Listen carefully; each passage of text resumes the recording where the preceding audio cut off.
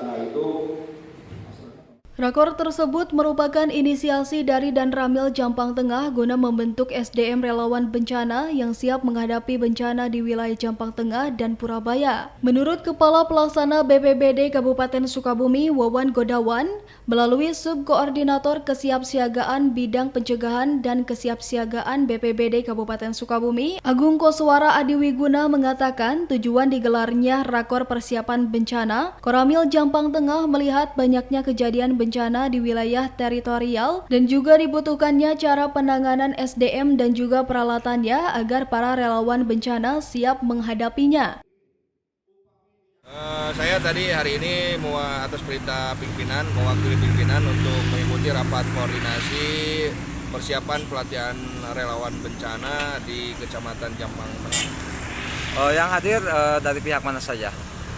Rencananya pelatihan ini sebetulnya bukan rencana ya. Pelatihan ini yang direncanakan dan diinisiasi oleh Pak Dan Ramil Jampang Tengah yang wilayah hukumnya melingkup Kecamatan Jampang Tengah dan Purabaya. Jadi nanti beliau menginginkan bahwa masyarakat Jampang Tengah dan Purabaya terbentuk relawan kebencanaan.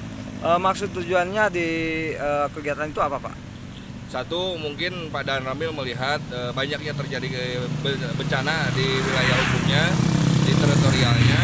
Kemudian dia melihat juga pergerakan penanganannya mungkin karena SDM baik personil maupun peralatannya kurang, ya dia berinisiatif untuk membentuk relawan. Jadi tujuannya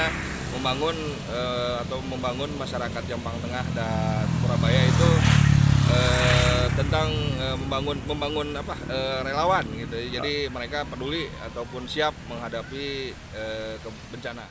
Adapun unsur relawan yang diikutsertakan yakni masing-masing dari perwakilan desa yang ada di dua wilayah Kecamatan Jampang Tengah dan Purabaya. Dari Kabupaten Sukabumi, Muhammad Ujang Heriaman melaporkan untuk Dinamika.